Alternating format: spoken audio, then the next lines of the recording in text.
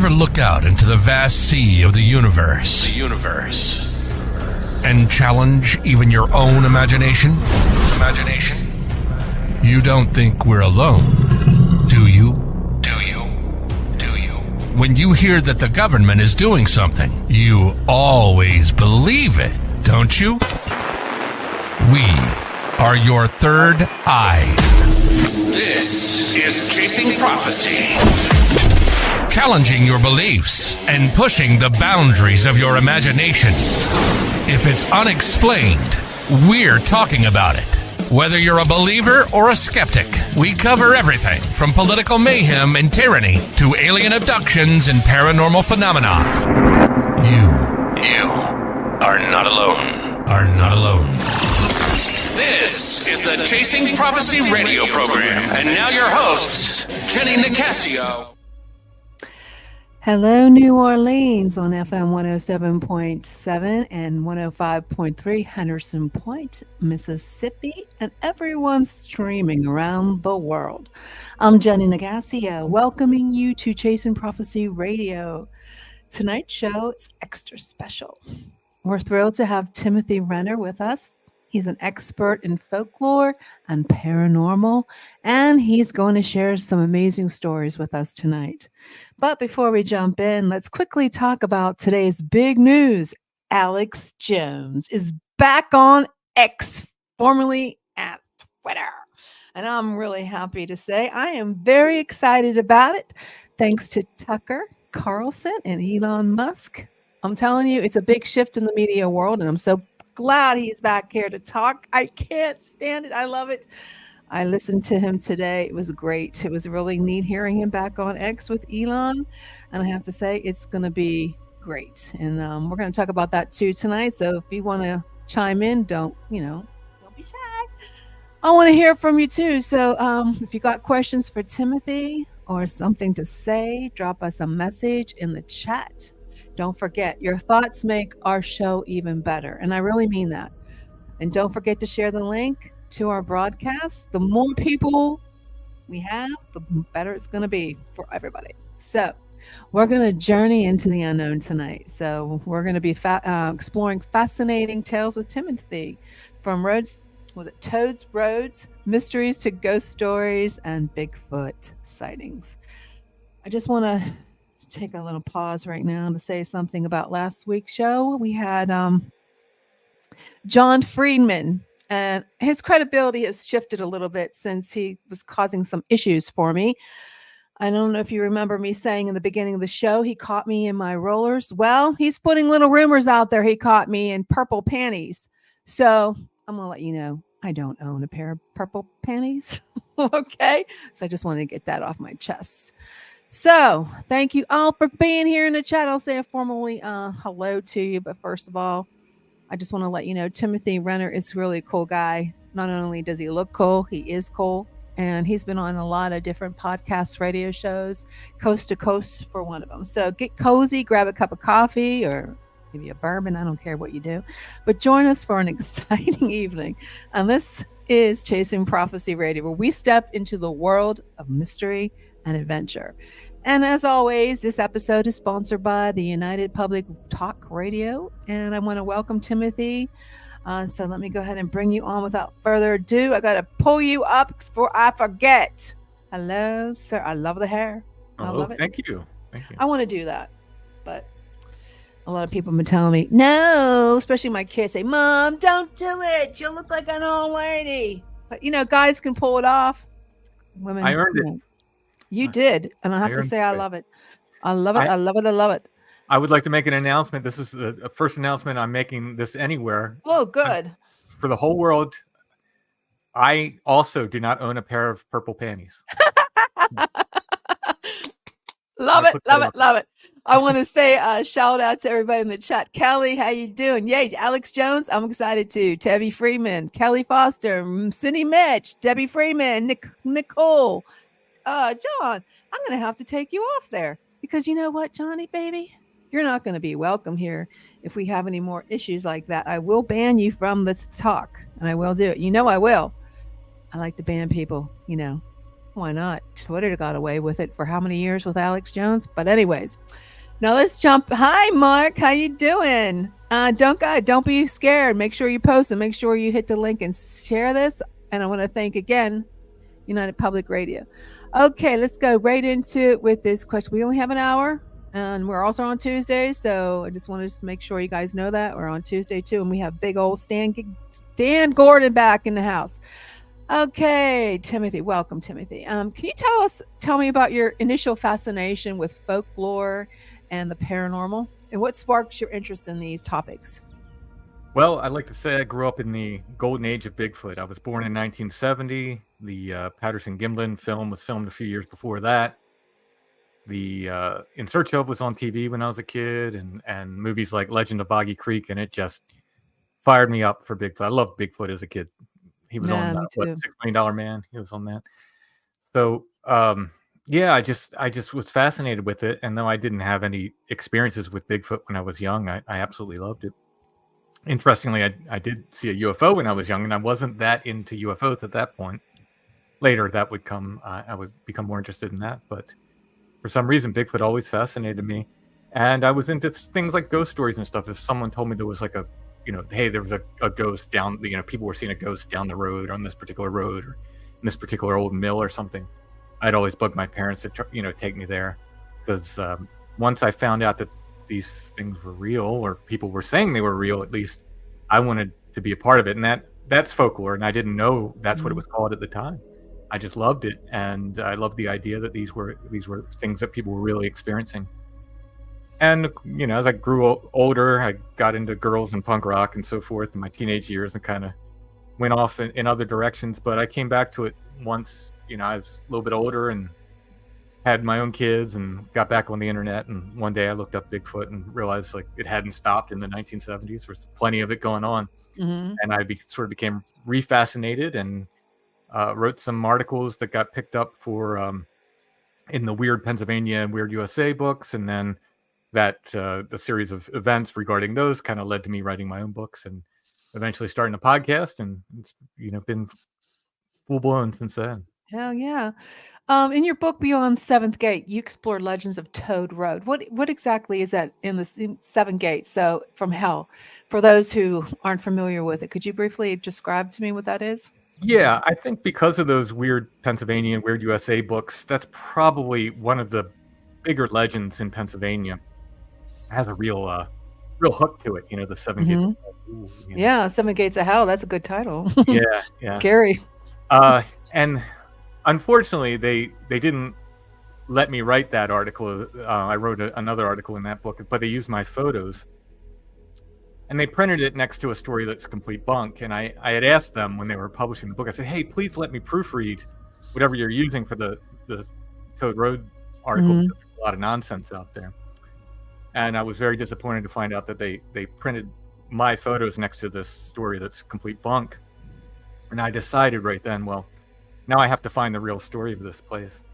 And I started digging in. So the legend that they printed in those books said that there was an insane asylum back that road, and it burned down. And in the fire, a number of the inmates escaped, and the people in the surrounding towns were scared, and they hunted them down in the woods and killed them. And something like that would make the newspaper. There's no record of that in the newspaper. When the legend was first published online, I immediately went to old maps. My father-in-law, he does genealogy, and he has tons of old maps of the local area. And I started looking for anything that might be an insane asylum in that area. There just isn't. So I confronted the people. This is before the book was published. I confronted the people who kind of were publicizing that story. I said, nah, it couldn't have been that. And they changed their story immediately to, oh, no, there was a mad doctor who lived back there, and he was keeping patients in his house, and his house burnt down. And basically the same story from there. And these 7 gates were constructed to keep people away from the ruins. Well, there was one gate in front of, there happened to be a doctor that did live at the end of this road. He was not mad. I like to say he might have been angry, but he was not mad. He wasn't insane. People were coming on his property a lot, so I'm sure he was quite upset. Mm-hmm. He did have a big gate at the end of his property. There weren't 7 gates. There never were 7 gates. When I started confronting people about that, they would say things like, well, fallen trees count as gates on this road. It's an old closed road. It was closed in 72, I believe, after Hurricane Agnes kind of washed it out. The township just never opened it up again. So at that point, I said, well, how many of these, like, there's fallen trees all along this place. Like, you got to tell me which ones count as gates. And I've walked it end to end. I don't know how many times at this point. It's not a super long walk, maybe between 2 and 3 miles, the entire stretch. And, I've never seen any gates other than the one gate at one end. Mm-hmm. And I've never, gone to hell or experienced anything like that. That said, there's weird stuff that happens there. And that's what I really wanted to talk about. And the people I'd like to talk to regarding their experiences are people that are in their 40s or older, people who would have been exposed to it before the internet legends. Mm-hmm. That tends to color people's experiences, I think, a little bit. And you'll get people like, oh, I was out there and I passed the 5th gate. It's like, well, you have to show me where that is, because there just simply aren't gates out there. That was a story that was made up. When I first moved to the area, I asked people, where's the weird stuff? And they did talk about these 7 gates of hell, but they located them in 2 other places. One of 2 other places. Either there was a cemetery in New York City that they located them in, Prospect mm-hmm. Hill. And there was a place called Hex Hollow in the southern part of the county that they located them in. So when these people started locating these 7 gates with the Toad Road story, I was like, I never heard that before. These were people who didn't live in this area, by the way. They lived in another part of the state. I had asked my wife, I said, she went to day camp out by Toad Road. And I said, well, what did you hear about that? What did they say? And she said, the only thing they said, this is 1980 or so. The only thing they said back then was, don't look behind you on Toad Road. That's the only information I had. Don't look behind you. Don't look behind you. Okay, what happens when you look? Well, that's all she had. So I had that, and I started looking, and I found, a lot of what people were talking about sounded like cryptid experiences. It didn't sound like ghosts. Nobody mm-hmm. was reporting these ghosts. People were reporting screams from the woods. People were reporting being paced in the woods. Red eyes following them, things like this. Mm-hmm. But not a lot of real ghost reports. I did collect a couple, but none of them had much to do with supposed insane asylum victims. There's never been, by the way, an insane asylum in this county. They would have been one almshouse in the old days, and then the hospital from about the 1950s to modern time. So there just wasn't one here. In any case, so I started looking at the folklore, and I found this thing in Pennsylvania they called the hide behind. And supposedly when the Europeans came here, the Native Americans warned them about this creature. Obviously it would have had a Native American name. That's the, I guess, the anglicized version of it. Mm-hmm. And they said the thing with the hide behind is that only the bravest should be the last in line, because only the bravest could be relied upon to not look behind them as they were hiking through the woods. If you look behind, you might see the hide behind, you get scared, you'd freeze up, the hide behind gets you, and you'd never be seen again. So here I had, finally, don't look behind you, the hide behind. And it kind of came together, this whole sort of legend, what was going on there. And, I did find other things. I did find an actual, sounds like a Bigfoot attack. A guy ran into what he called a big hairy monster out there in 19... And a really interesting story. I ended up tracking the guy down. It's a pretty long account. If you want to get into that, I can. But yeah, I'm having an issue with my mic. I don't know why. I'm being distracted because I'm reading these comments. Like, I look like Michael Jackson, and you look like Gandalf. That's thanks. I don't know. I think that might be a compliment. I sound like Michael. I think I'd have to talk a little bit like this, sorry. But strange compliments, I guess. I know we like to talk about Bigfoot a lot. So but I still am fascinated with the 7 gates of hell. Well, I mean, the way that legend was supposed to work in the other 2 locations when I originally heard it was you had to know a certain route, either through the cemetery mm-hmm. or through this area called Hex Hollow. It's like it's a park now in southern York County called Spring Valley Park. And if you knew your way around the roads in this certain circuitous route, every loop you made would supposedly would open a different gate. Now these are symbolic gates, and things would get spookier and scarier with each loop. And then, after supposedly no one came back from the 7th loop, and once you get to the 5th, then you start seeing things and so forth. There's different versions of the legend, but that's how they were supposed to work, and that's how I originally heard the legend before these sort of internet legend trippers started, making up these Toad Road stories with the 7 gate. What's one of your, you've gone on a lot of on-site explorations. What's one of the most unforgettable experiences you've had investigating these paranormal sites? One of the most intense ones, there was an area called Pandemonium, and it's in Tuscarora State Forest. And my investigation partner, Chad, it's the first time we camped together. We knew each other a bit, and we'd been hanging out a bit at this point, but this is the first time we went on an extended camp thing together. And the place is called Pandemonium. Nobody really knows why. Pandemonium in Greek means home of all demons or place of all demons. So we thought, and there are ghost stories associated with this place, so we thought, well, let's go up there, and we just wanted to check out these ghost legends. We were not expecting much to happen, if anything at all. So you can camp actually within the town limits. So we camped in the old town. Now a ghost town on the East Coast is not like, if you're thinking out west, like the old buildings and stuff. Buildings don't last here. It's you have foundations at best. So there's basically piles of stone where old houses were. But we're camping among that, and about 10 p.m. that night, we heard a big bang. And the only thing I can describe what it sounded like is it sounded like somebody taking a 2x4 and swinging it into a guardrail as hard as they could.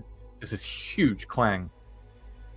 That was odd because there's no one else around. We had walked around all day to make sure we were we wanted to know who was around. And then we went up to the cemetery, which is supposedly where the haunted stuff happens, and came back, and we were both tired probably around midnight, which is early for me. I'm a late night guy. We decided to pack it in. So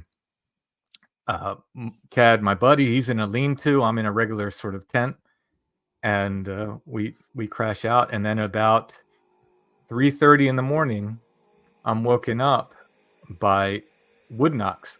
Sounds like somebody swinging a baseball bat into a tree as hard as they can. And these sounded about 50 yards away from me, and thankfully I had a little recorder with me, and I woke up and hit record immediately, and I captured these. And if you look at the audio file, you can actually hear, or see rather, the knock in one channel and then the reply in the other channel. So you can they're two different things going on, a knock and a reply knock, and they sound different too. One is very crisp like a baseball bat, and the other's like a thud, almost like it had like a wet log, or maybe something with bark still on it or something. And this is going on for a while, and I'm sitting there listening to it, and I can hear Chad snoring in his lead-to, and I'm just like, oh, because I've heard so many of these stories where people have to go through this alone. They can't wake other people up. Very strange aspect of this. Yeah. And I thought, oh, I'm going to have to deal with this alone. And I'm listening to it for a little bit. I don't know if it was a minute or more. And finally I hear Chad say, "Did you hear that?" And I said, "Oh yeah, I've been hearing that, buddy." So we got up and we proceeded to have something walk around our camp all night long. We were hearing stuff. We saw red eyes shine. You didn't see any kind of figure, just the red eyes? We just saw red eyes. Yeah. We could hear what sounded like bipedal footsteps, and we could hear it walk up, and we heard it walk up onto the gravel and hit where the parking area was. And this kind of went on all night. In the morning, I'd like seeing red eyes. Yeah, it's disconcerting because there's not many things that have big things. No, I saw red eyes one time when I was a kid, looking at my front window, and I saw two red eyes, and that totally freaked me out to this day. So I can imagine. There's not many big things. That's the thing. I was looking into it for my one book, and bears can have red eye shine depending on their diet. Not all of them do. It really depends on their diet. But not many other big things do. So when you see red Yeah, eyes, you like pay attention. Little things can, like rats and stuff can have, but not big things. So yeah, so that was disconcerting. We like lit a fire and just kind of hung out and listened to this thing or things. It might have been more than one, walk around us all night long. In the morning, we were looking and you could see a wake through the there's like ferns and high grass around this campsite, and you could see where something big had like walked through. You could see the wake in the ferns, and that was pretty amazing. You could see it walk right up to the gravel where we heard it and everything, and it was basically certain you could follow the circle around our camp. In other words, how many people were there? Just me and Chad. Just you and Chad saw this. So the thing that really blew our minds, though, is I had my pack tied around a tree with paracord, and in the morning, as we're breaking down camp, I'm reaching around. I didn't go up around the back of the tree to look. I just reached around to untie it like this, reaching around the tree, and I pulled the paracord around, and with it came a spring that was wound on. If you can imagine it, how you would have to twist a spring on, it was wound onto the paracord. And luckily, Chad saw it too. Like, he was standing right next to me, and we both locked eyes. And we're like, "What is that?" And we started looking around, and you could see this path again through the ferns. No footprints because the earth's just too rocky there. But you could see this wake through the ferns of something that walked right up to our camp. Oh. It would have been looking right into Chad's lean-to, where it was standing. Oh, what do you think it was? Do you think it was some kind of a cryptic? If these were people, they were very brave, because you don't come into people's campsites without you just don't do that. We were armed. Yeah. It would not have been a good scene for us to it wouldn't have been if you were armed in our camp. Like I said, we had hiked all around just to make sure we were alone. There was nobody around there. Now, where exactly was this again? For people joining us, we have Tim Renner coming. He's on in the house tonight. If you have any questions or comments, please put them in the chat for us. Did you say where was it? Yeah, exactly. It's a place called Pandemonium. It's an old ghost town in Tuscarora State Forest in Pennsylvania. So if anybody has ever been there, if you've ever had any experience, please put it in the chat. It's usually promoted as like a ghost area. People go there for ghost. There's a lot of ghost hunters and paranormal, groups go there probably. Yeah. Yeah. And that's what we were expecting. We were expecting ghosts, and we got something else. And I'm not going to say it was Bigfoot, but it sort of acts like all these. Sort of like a skinwalker, maybe. Like a cryptic. We had screams that night and howls and stuff. We had an owl that was about an octave lower. You could hear the other owls. This is all stuff I recorded. You can hear the other owls. They sound normal. And then another owl that's got, about a half octave lower than the other owls, which is kind of weird. Just full night full of very, very weird stuff. Besides the thing walking around us and stuff. So whatever was doing wood knocks had to have hands. You had to hold something to back something, and whatever twisted that spring on had to have hands. Was it a person? I don't think so. Not the way it was acting, but I can't say. Again, we didn't see it, so we don't know. We only saw the red eyes, so we could say it looked like what people say Bigfoot is. It acted like the way people say Bigfoot acts, but I can't say for sure that's what it was. Mark Christopher wants to know: is there any folklore related to this Pandemonium where you were camping? Sure, there's a ton of ghost stories with it. There's a ghost story of supposedly an escaped enslaved girl that was shot mistakenly, and her ghost is supposed to be there. There's several other ghost stories associated with it, with the town, and I believe there's some, what they call dogman sightings. I'm not a fan of that name for that creature, but in the area as well. But there wasn't a ton of Bigfoot sightings, although people have started to go there since we publicized it, and other people are having experiences there that sound like Bigfoot experiences. Since we're on the topic of Bigfoot, did you see that latest viral video with the face that they caught? Like, they could actually see that he was lifting. I mean, I can pull up the video. I know exactly what you're talking about. You know which one I'm talking about? Black long hair and he lifts a tree or something. Is that? Yeah, that's the one. Yeah, I've seen it. So what do you think about that? Do you think there's any credibility to that? I mean, would you as an investigator? I'm always suspicious of video now. just because of CGI and AI and all this stuff, I'm going to forever be suspicious of video. I'm not a video expert, but I kind of have this belief in my heart that we don't get to film this stuff. Audio's okay. We are allowed to capture audio, but film... You don't think we're allowed to? They're like putting some kind of like a taboo thing on it, or ranch. Kind of... You know, they tried to film it and the wires got cut. You know, mysteriously okay. cut. It's like the phenomena, whatever this phenomena is. I call it, because they all seem to be related. All of this stuff seems to somehow be related. It doesn't like to be filmed. It doesn't like to be filmed. I don't like to be filmed without no one watching me.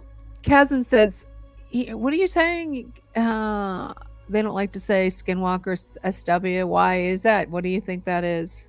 Is that just...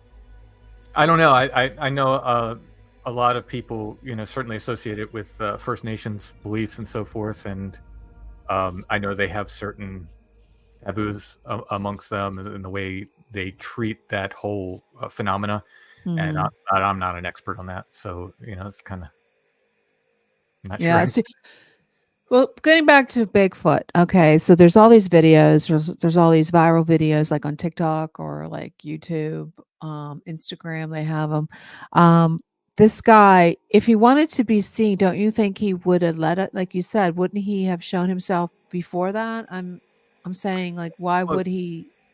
And I'm always suspicious of the clips that are, you know, 10, 20 seconds. It's like, well, where's the rest of it? Yeah, where's the rest of it? Where's the however much time before and however much time after? And it seems like they get around it by saying, well, it was a trail cam and they only film when things move. But I kind of stay away from the video stuff because it's so inconclusive all the time, and I am not a video expert. You're not you're not. Oh, I'm not either. I know much more about audio than I do video. Oh yeah, because you were a musician. We're going to get to that too. But what are your thoughts on Bigfoot? Do you think he's an extraterrestrial? Do you think he's some kind of interdimensional being? He teleports or whatever. He goes through different portals. What is your view on that? So in the Bigfoot community, the sort of woo thing is used with a lot of derision, and flesh and blood people especially like to make fun of the woo people.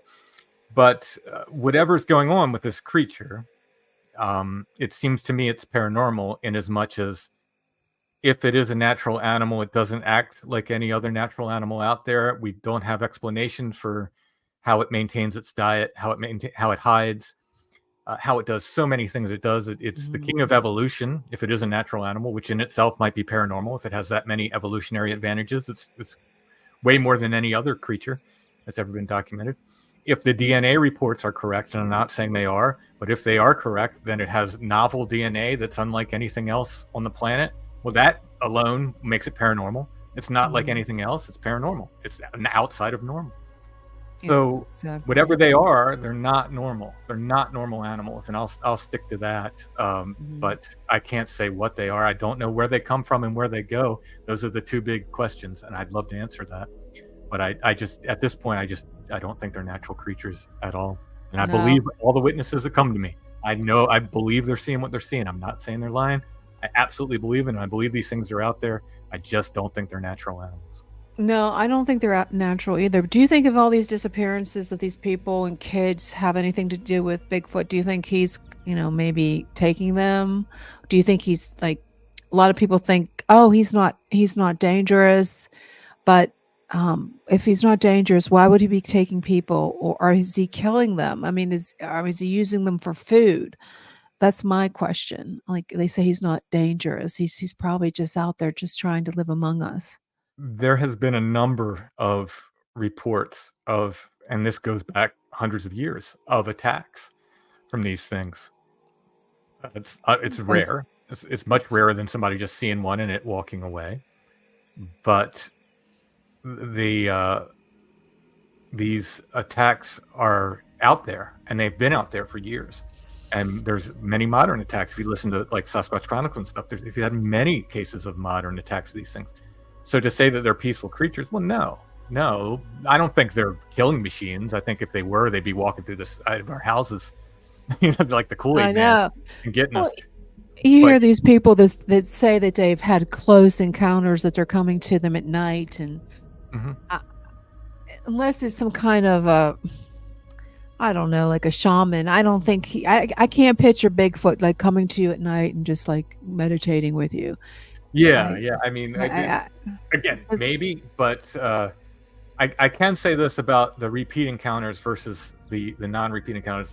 The repeat encounters are the ones that convince me that this is something else more than anything else. Because, and I like to say this because I never blame a hunter if one walks by him while he's in the Mhm. woods, or someone driving down the road and they see one on the side of the road, and they'll say, "Oh no, no, it's a natural creature. That's all it is."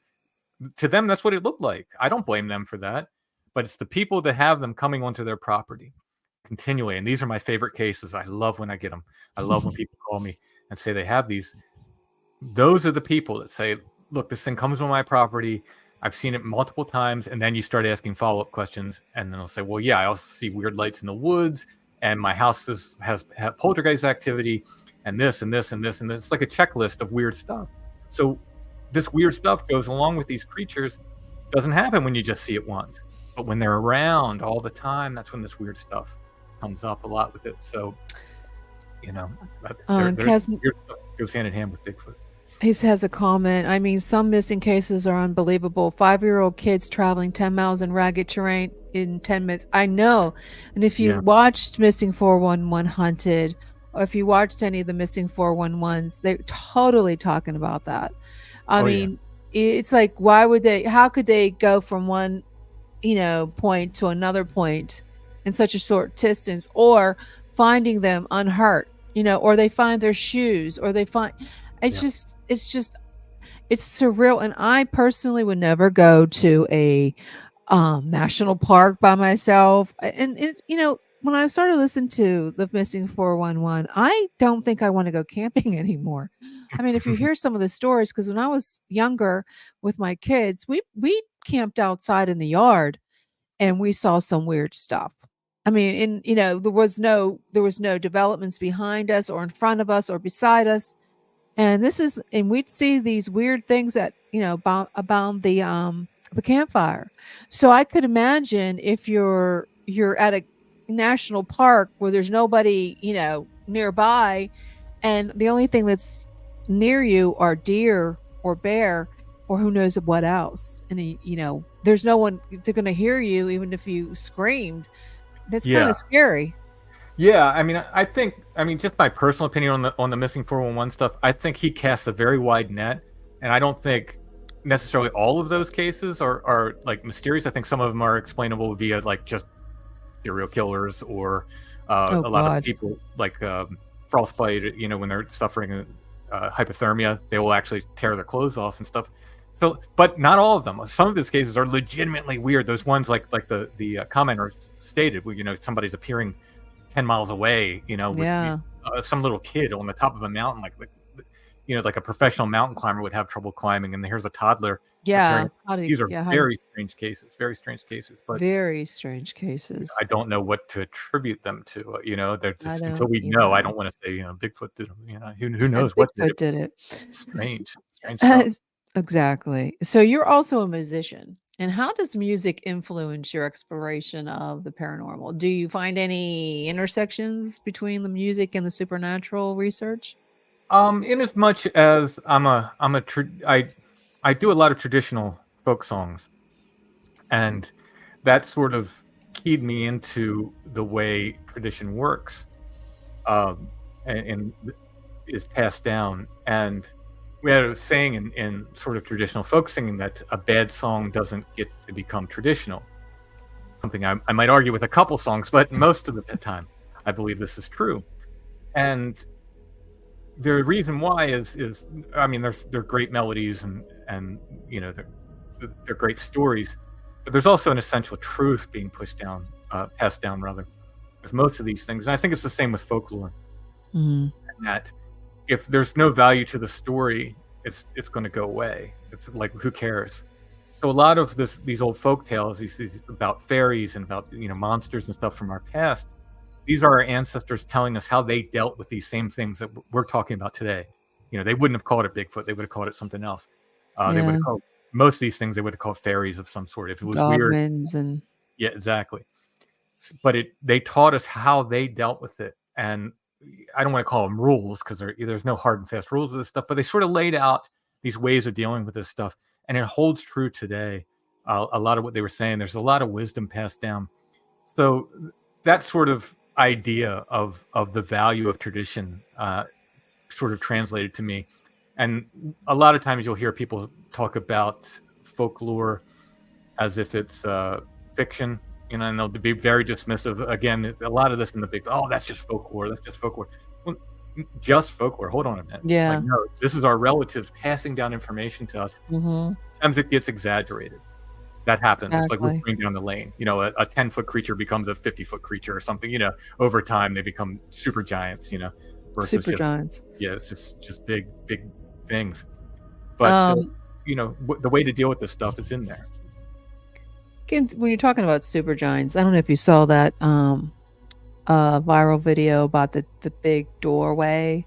We did a show on it. Big doorway in Oregon. Yeah. Do you think that's anything paranormal? I don't know. It looks really interesting. I want to see it. Like my thing, like let me get out there and see it, and I'll make the call. But it didn't look super easy to access either. No, they had to climb up there. We had the guest on, and he was telling us that you could go up to it, and there was like it sort of looked like a little, how they the little window, like you could actually, but he didn't get close enough, and I told him to go back up there and come back on the show and tell us what you see. Because there's some stories about like Nephilians and in these giants that the Watchers and all this stuff, they're still lurking around. There's one of the guys said he went up to that and he saw like eyes. Yeah. That was like, whoa. Yeah, I mean. Now, was that Bigfoot? They said it was more. They don't think it was a giant. They think it was more like the height of a Bigfoot would be. So maybe that's where he hangs out at. Maybe, I don't know. These things are definitely associated with caves for sure. Any kind of underground cave system and so forth. You get a lot of reports around those. And there's so many across the United States that they don't even. There's like tons of them. Getting back to your book, Don't Look Behind You. Okay. Now we talked about what was behind him. What you're saying is dive deeper into that. Can you tell us if there was anything that stands out in the occurrences that you had, any sightings? What's one story from the book particularly intriguing that you would like to talk about? Well, the Bigfoot attack was huge. The guy, I found a newspaper clip, and it was a very short clip from, like I said, 1974, and it just said this fellow's name, which I'm not going to give out because he doesn't want to be contacted, but it said was attacked by a green-haired monster. Green-haired monster. And was sent to the hospital. Now, what is this, right? I looked for this guy for months on the internet. No internet footprint at all for this guy. Finally, I opened a good old-fashioned White Pages phone book, and I found a guy by that name. Wasn't sure it was the same guy. Still in the area. I wrote him and included my phone number. Said, I would like to talk to you about this incident from the paper. I think I maybe photocopied the article from the paper and included it with the letter. And I mailed it off to him. And about 2 weeks later, my phone rings and it's him. And he said, I would never expected anybody to talk to me about this again. And I said, well, I'm very interested. I want to figure out what happened. He said, well, first of all, the newspaper was wrong. He said I wasn't sent to the hospital. He said he was sent to the hospital with scratches on his face or something like that. He said I was sent to the hospital with a head injury, and I was there for a week. And I asked him to tell me what happened. And this occurred over the course of several phone calls. I don't know, probably more than 6 and less than a dozen. So a number of phone calls. And he would talk about this for a little bit, and then he would change the subject. He was constantly changing the subject. So I got the story piecemeal from him. And I found out why. And the last time I ever talked to him, I called him, and I'm trying to get a firm timeline of these things. And he stopped me and he said, Tim, my girlfriend hates when you call me. And I said, well, why is that? And he said, because I wake up screaming for 2 weeks after you call me because you make me think about this. Oh, man. And so he seems to, I'm not a psychologist, but he seems to have had some form of PTSD as regards this event that happened. In any case, he was a teenager. He drove out there, just had nothing to do one night. People did go there for spooky things. He went there to, like, I'm just going to go out to this spooky place. Mhm. But while he's out there, his car stalled. And he was there for a long time. He said something kept coming up and brushing against his car, and he couldn't see it, whatever it was. This is before cell phones. It's getting later and later in the morning. It's late, he's there till 4 a.m.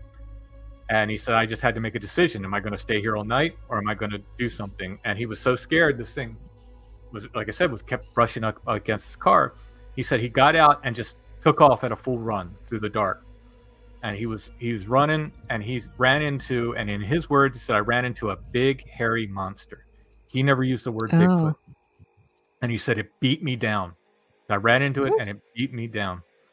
And I said, well, what do you think it was? Do you think it could have been Bigfoot? And there was this long pause. You could tell he was very disturbed. And he said, I never thought about that. I guess it could have been that. I guess it could have been that. He was really upset. Oh, wow. I did ask him about the green hair. He said he didn't remember it being green. He didn't remember saying that. So I have often wondered if that was put in there by the police to make the story seem a little more ridiculous, Yeah, I can see the police doing that. Yeah, just throw. Oh people yeah, you off. saw a green-haired. Yeah. Clown. Throw police off, or throw people off the trail a little bit, make it seem a little more ridiculous. But I don't know. By the way, I've tried to get this police report. FOIA requests only apply to the federal government, so I've tried to get it from the local police, and they just won't give it to me. There's nothing I can do about it. They refuse to give me the report. So Jesus. I don't know if that's a conspiracy, or if it's just maybe it's in storage and they don't feel like getting it from me. I don't know. Could be. Yeah. So in any case, this is a very interesting thing. He went to the hospital for a week. Like I said, head injury. The police recovered his car. They found the back door was open. Wow. And That's it started insane. right up for them. No problem. Of course. It started right up. Yeah. Of course. Yeah. Boots said, I heard Bigfoot lives underground and these doors are their entryways to the surface. Yeah, probably. Maybe. Yeah. Maybe. Like I said, they certainly appear in places where there are cave systems, for sure. I'm not sure what this comment is. Do you know anything about that test? Rorschach test is where the ink blot test. So basically, I think, hey, Maynard, I know Maynard. What Maynard's saying there is like missing 411 is like, however you look at it. If you want to see it as aliens doing it, you'll see it as aliens doing it. If you want to see it as Bigfoot doing it, you'll see that Bigfoot is doing it. So I can see that. If you're just joining us, we have Tim Renner here. He's talking paranormal. He's a musician, paranormal podcast of, how do you say the familiar? Strange familiar. Strange familiar. And if there's any comments or questions, please post them in the chat. Cool. Okay. Any questions? Okie dokie. So your Bigfoot sightings to ghost stories, that's supposed to, when your podcast, is that what you mostly talk about, or anything that's unusual? Yeah, we talk to mostly witnesses. I like to talk to the people that have seen and experienced this stuff. But I'll have authors on occasionally, paranormal investigators occasionally. But it's mostly witnesses, and it's all kinds of stuff: UFOs, Bigfoot, alien abduction stuff, ghosts, you name it. Mark Christopher says, have you ever interviewed people who have said they've seen shadow people? Lots and lots. I think that's a pretty common one. And what are your thoughts on the shadow people? It feels to me like it's tied in with a lot of this sleep paralysis stuff, what I call these nighttime invaders that I do not believe are dreams, by the way. I think there's multiple things happening there as well. But I think they're somehow related to that, although plenty of people see them in waking life, so they're not specifically that. They could be. We've been seeing a lot of those shadow people. I'm sorry? I've been seeing a lot of those shadow people during the day, which is unusual. In your house or elsewhere? In my house, outside, coming around the corner. So what do you think those are? Could be ghosts, could be something else. I think there's a lot of time people, travelers. People think they're time travelers. Maybe. Yeah, it could be like a time slip thing. A lot of people surprisingly have a generally like good experience with them. Like not a lot of people. Now some people say they're bad, they're no good, but a lot of people are like, oh no, they're fine. They're they don't bother me. Some people even say they're beneficial. So, Oh, I don't. If anybody in the chat had a good experience with a shadow person, I've never had a good experience with a shadow person. now Not when you're that seeing I never. when you're seeing them, a lot of the guests on the show have described them as looking blacker than black. In other words, they're like Yeah, so. they call them the hat. What do they call the hat people with the hat? Sort of Yeah, like my hat, or is that what you're seeing, like that blacker than black thing? no? I'm just seeing a shadow. Like it More goes like a by yeah. really quick. It doesn't. Now, It's like you don't. I don't see any figure when at night. When I was a kid, teenager, I would have like the sleep paralysis and the night terrors, and I would see something that looked like a gray standing at the foot of my bed, looking at me, and they would taunt me. So I don't know if you've ever experienced that because it's horrifying. I do not. I have, and I do not like them. No. So what is your view on those guys? The ones that Um, stand at your bed and terrorize you. it's very, very strange, and I have a lot of questions about them because I have found over time that I can end and when I say abduction, I'm using that as a shorthand term. I don't think I ever left my bed. I don't think I was ever taken aboard a flying saucer. Whatever happened to me in my bed. I think these are maybe out of body experiences, and the scary thing is, it seems like they can pull you out of body. Yes. So I've over time I've come to realize I can end this by saying the Hail Mary. Now I'm Catholic. Yeah, So that they means a say lot that to me. too. Or I can Jesus. I can end it immediately. I will wake up saying the Hail Mary from these experiences. Wake up and again, they're different than dreams. I don't know how to explain it. If to people who haven't had these experiences, they think, oh, it's just a dream. I can tell you, and other people that have had them can also tell you, they're different than dreams. They're almost more real than real life. They're not dreams. To me, you're awake. You know exactly what's happening. You just can't say anything. And I never thought. So when you say the Hail Mary, do you actually say it in your head? I guess that's where it starts, but I will wake up like saying it out loud. It's weird. It ends it that quickly. Or sometimes I don't wake up. Sometimes the experience I'm like, when I say wake up, it's not like I'm shaking myself awake. I'm sitting up in bed saying it, So that gives me pause as to why does that work, with these things. Unless there's some kind of demonic force or some kind of evil. I hesitate to say that, but they do respect belief, I think, because I've heard that other people of different religions have equal success, right, with their religion, by praying or by using symbols of their religion. So it seems like maybe they respect belief, or maybe belief is tied up in all this, or maybe they're not allowed. They're outside of that. They're not allowed to confirm anyone's belief or disbelief. I don't know why it works, but it does make me think it's kind of yucky, that they're doing these stuff. They're doing it against our will. I didn't give them permission to do this. Yeah. And that works. That makes me go, oh, that's weird, but I don't know what they are. I don't like them. I can tell you that. Or Christopher says it too. He wakes up saying the Hail Mary. Yeah. They say prayer always seems to work. So you've collected and examined, like you said, old newspaper reports on Bigfoot sightings in Pennsylvania. What's the most surprising discovery that you've made in these historical accounts? Oh, there's so many good ones.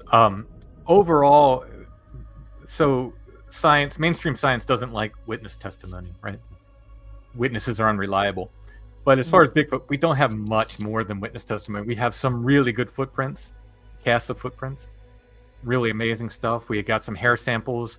Most of them are inconclusive. Some of them will come back with something like unknown primate or something like that, but nothing that says like this is a Bigfoot. And usually you can get experts to line up on both sides. This is real. This is not real. And with footprints, I'd like to point out how they hunted ghosts in the 1950s. They throw powder out on the floor and wait for footprints to appear in the powder.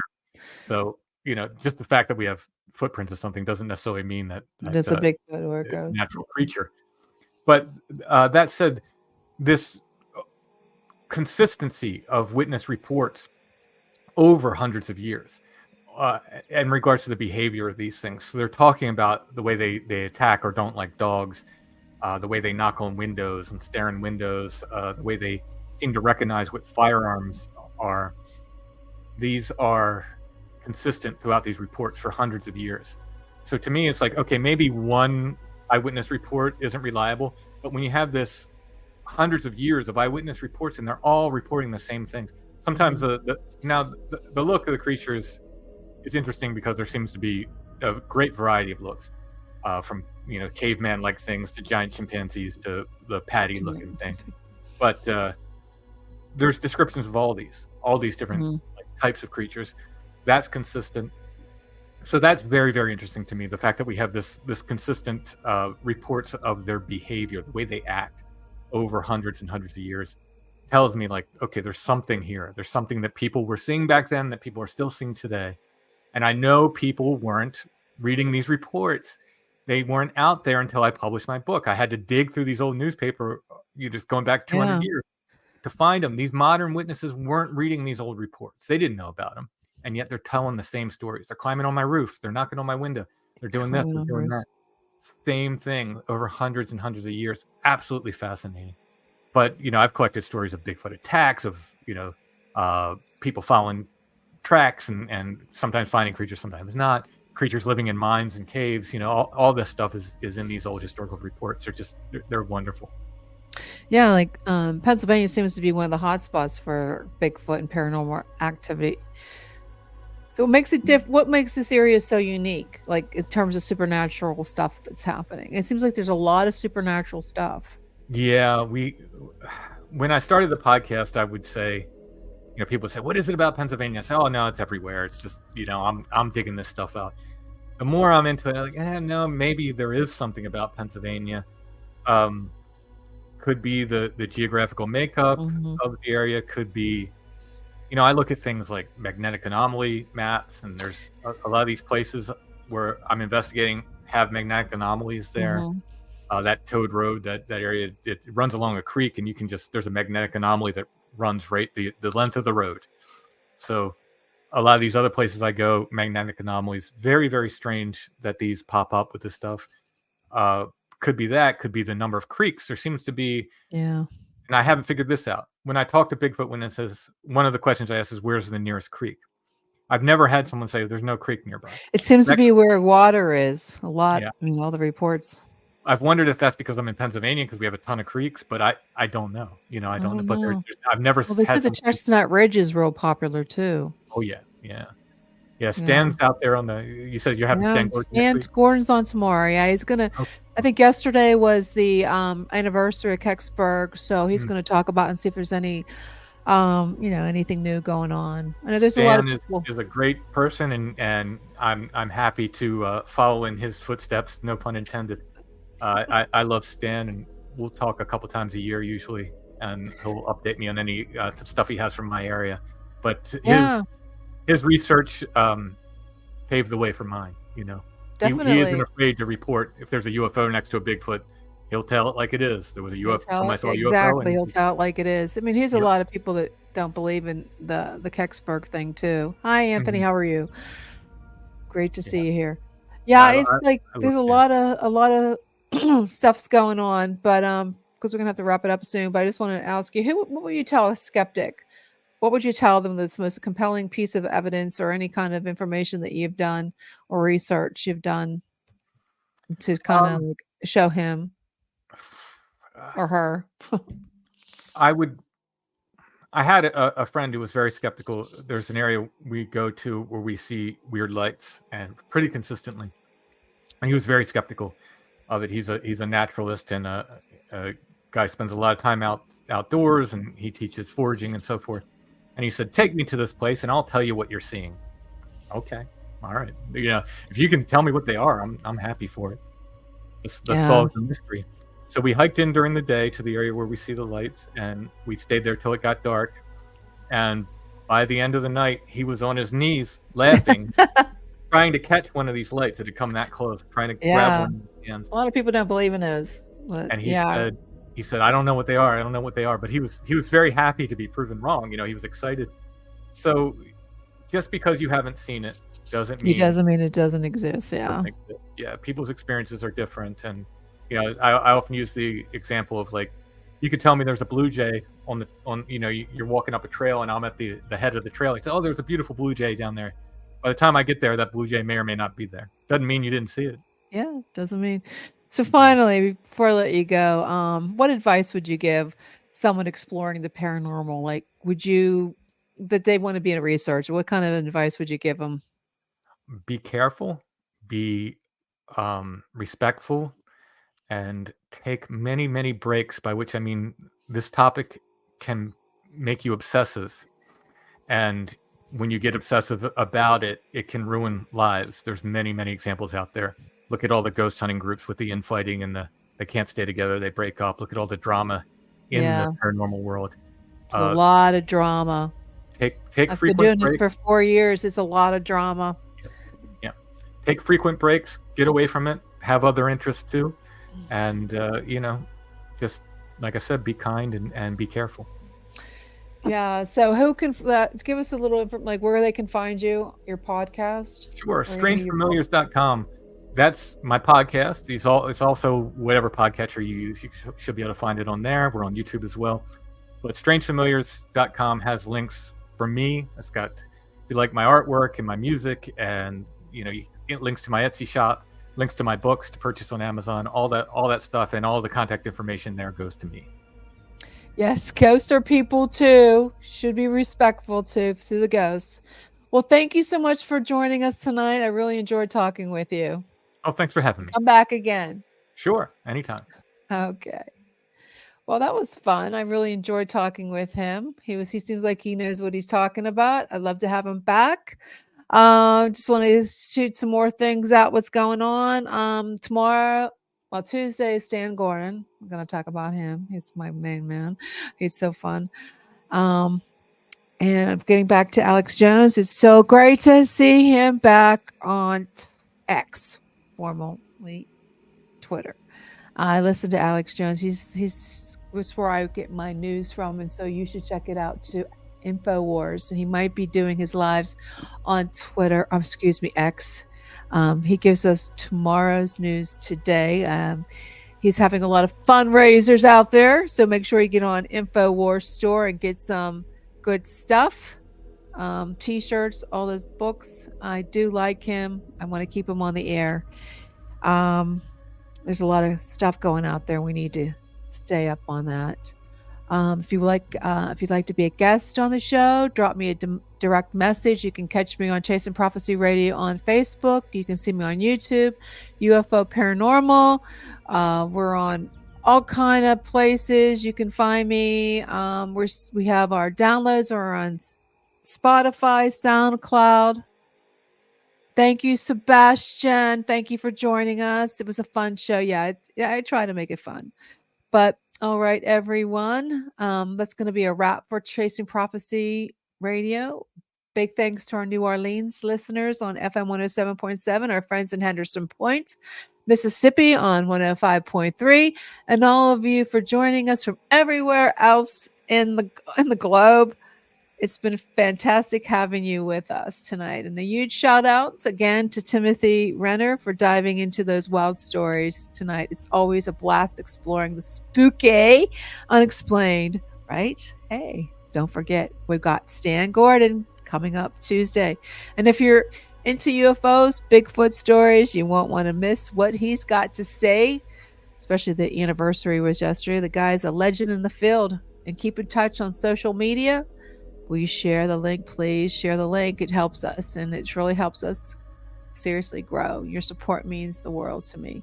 So that's it for tonight. Keep your mind open. Stay curious. And hey, who knows? We'll stumble upon next. You never know. And I will make sure I'm not wearing purple panties. Take care, everyone, and catch us on Tuesday with Stan Gordon. It's going to be fun. And then I always have a problem getting out of here because I don't want to get a comment from Sean Kelly. Yes. Bohemian Grove was unbelievable in the 90s. And definitely. I'm serious, folks. Check them out. Because you know what? Seriously, we're in some really crazy times. And if you want to get the real news, you go to InfoWars. and not to CNN. That's for sure. Good night, everyone, and thanks again for joining me.